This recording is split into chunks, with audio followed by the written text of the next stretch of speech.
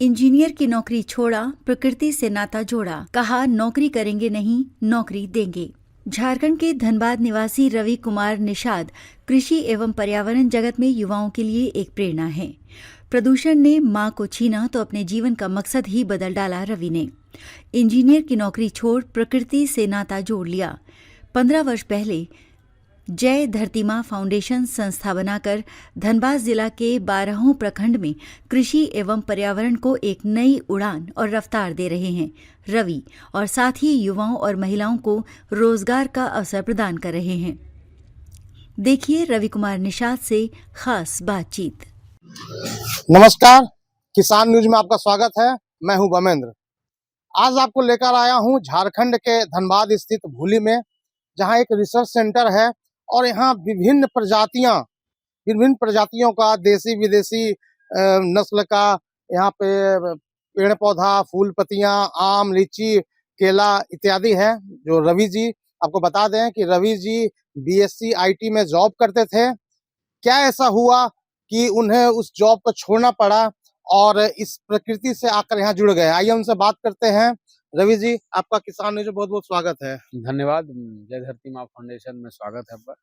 मेरा नाम रवि कुमार निषाद है और मैं बीएससी आईटी करके रिज़ाइन देके नौकरी करके रिज़ाइन देके अपने एक संस्था हम लोग बनाए, जिसमें पर्यावरण से रिलेटेड और कृषि से रिलेटेड पे हम लोग काम किए। जय धरती माँ फाउंडेशन आज से समिति के रूप में आज से 15 साल पहले जन्म थी और उसके बाद हम लोग फिर उसको फाउंडेशन रजिस्टर्ड करवाएं। इसमें हम लोग के साथ रंजीत कुमार, सुधीर हेम्ब्रम, सहदेव महतो, मोहम्मद शमशेर अली और ऐसे बहुत सारे युवा किसान, बहुत सारे ऐसे लोग हम लोग को सपोर्ट किए। आज जय धरती माँ फाउंडेशन 12,500 से ज़्यादा किसान हम लोग से जुड़े हुए हैं। आप जिस जहाँ पर आप देख रहे हैं, ये हम लोगों का भूली झारखंड मोड़ धारजोड़ी में एक रिसर्च सेंटर है। इसको लोग प्यार से धनबाद नर्सरी बुलाते हैं, लेकिन ये रिसर्च सेंटर है। यहाँ पर हम लोगों ने धनबाद के कृषि में एक नया मुकाम पाया है।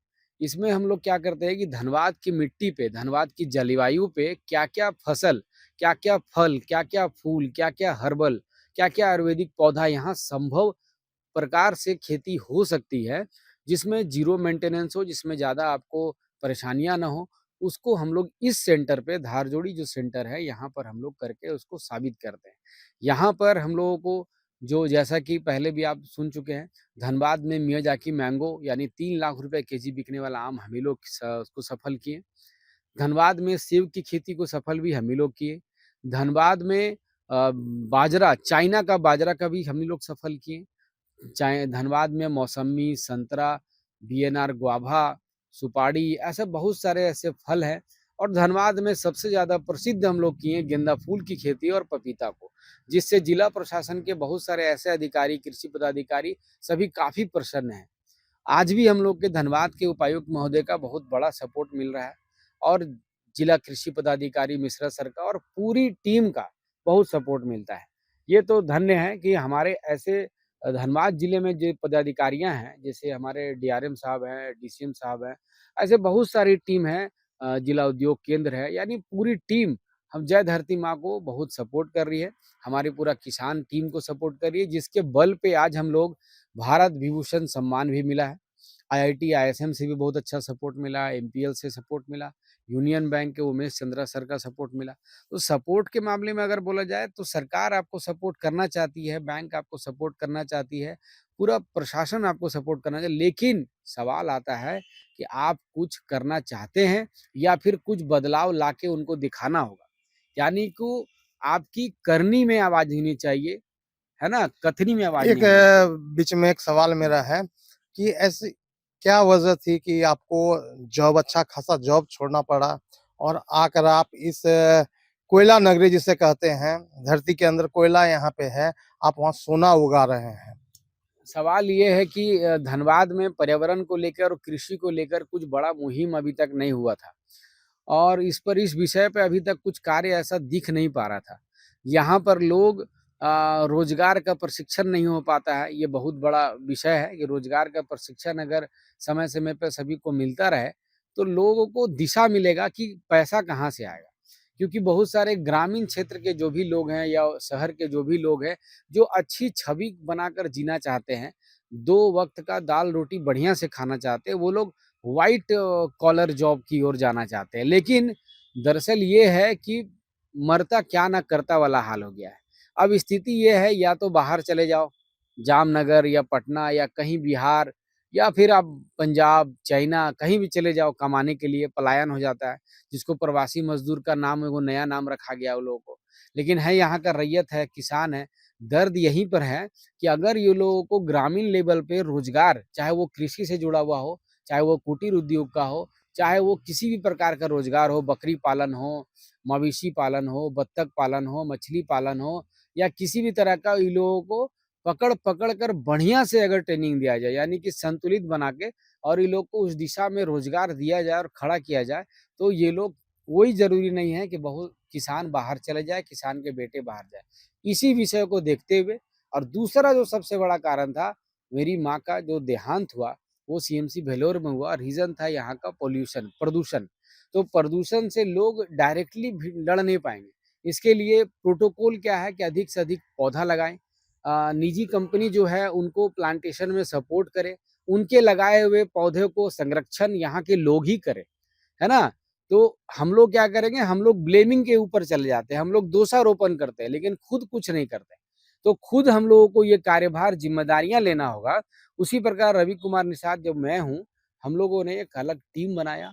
उस समय हम लोग 2-3 लोग स्टार्ट किए, और रंजीत कुमार, सुधीर कुमार ऐसे स्टार्ट किए। आज हम लोग के साथ राजू भाई, सहदेव सर, ऐसे बहुत सारे, ऐसे पूरी टीम है। 12 प्रखंड में टीम है। राहुल महतो जी, जो विनोद बिहारी महतो जी के पौत्र है, पोते हैं, उनका भी बहुत बड़ा सपोर्ट मिल रहा है। ग्रामीणों में हम लोग ट्रेनिंग करा रहे हैं। तो ये बहुत विकट विषय है कि जब तक कोई किसान हो, चाहे वो ग्रामीण क्षेत्र का लड़का हो, महिला हो, बच्चा हो, किसी को भी जब तक वो सीखेगा नहीं, तब तक वो जीतेगा कैसे। तो इसीलिए कृषि के बहुत सारे ऐसे पहलू हैं जिसमें सीखने के लिए उनको प्रशिक्षण देना होगा। भूली की धार जोड़ी में रवि ने एक अनुसंधान केंद्र बनाया है, जहां सैकड़ों विभिन्न एवं दुर्लभ प्रजातियों के फल, फूल एवं औषधि पौधों का नर्सरी बना रखे हैं, जो धनबाद वासियों के लिए एक आकर्षण का केंद्र है।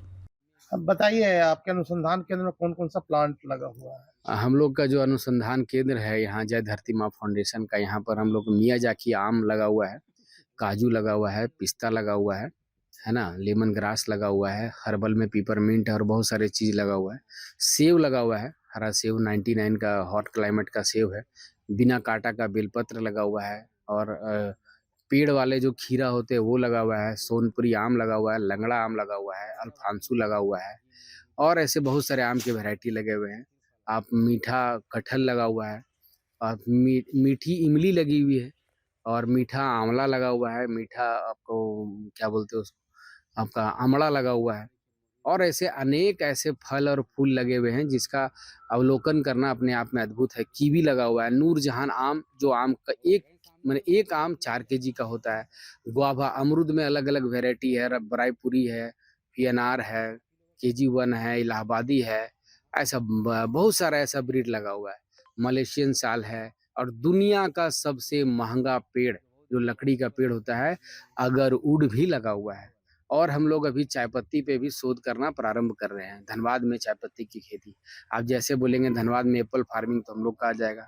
पपीता लगा हुआ है, बहुत सारे ऐसे ब्रीड पे लगे हुए जिस पर हम लोग काम कर रहे हैं। मलेशियन जैसे कि साल। आपने बताया कि हर जगह ब्रांच, हर प्रखंड में ब्रांच आपका है धनबाद में, तो लगभग कितने एरिया में आप जो है खेती कर रहे देखिए, हैं? हम धनबाद में, हम लोग हर प्रखंड में हमारे किसान प्रभारी हैं, प्रखंड प्रभारी हम लोग बनाए हुए हैं, और भी हम लोग इसका रूप बढ़ाते जा रहे हैं प्रभारियों का, ताकि हम लोग अधिक से अधिक प्रशिक्षण करा सकें, लोगों को अवगत करा सकें कि कृषि में कैसे आप आगे बढ़ सकते हैं, पशुपालन में कैसे आप आगे बढ़ सकते हैं, मत्स्य पालन में कैसे आप आगे बढ़ सकते हैं।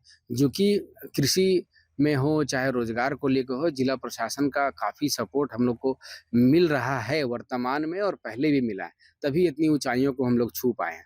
15 वर्ष पहले 40 डिसमिल जमीन पर 2000 रुपए से गेंदा फूल की खेती से शुरुआत कर आज धनबाद जिला के 150 एकड़ जमीन में फल, फूल एवं औषधीय पौधों की खेती कर कृषि के क्षेत्र में एक नया अध्याय लिख रहे हैं रवि।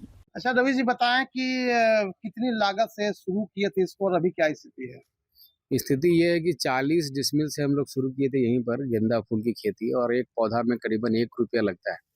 तो करीबन 2000 पौधा लगा था, 2000 रुपया लगा था, और इससे स्टार्ट हुआ था, हिम्मत हम लोग को बढ़ गया। उसके बाद हमारे स्वर्गीय प्रोफेसर हेम्ब्रम जी जो उस समय थे, और वो हम लोगों को वहाँ पर सुधीर हेम्ब्रम जी के पिता हैं, तो हम लोग को वहाँ सोंदहा में हम लोग को मौका मिला। उसके बाद फिर हम लोग वहाँ पर खेती किए 2 एकड़ में। वहाँ पर भी लागत 20,000 50,000 करीबन हुआ था। उसके बाद हम लोग वहाँ से करीबन 1.5 से 2 लाख रुपए अर्निंग हुआ था, आय हुआ था।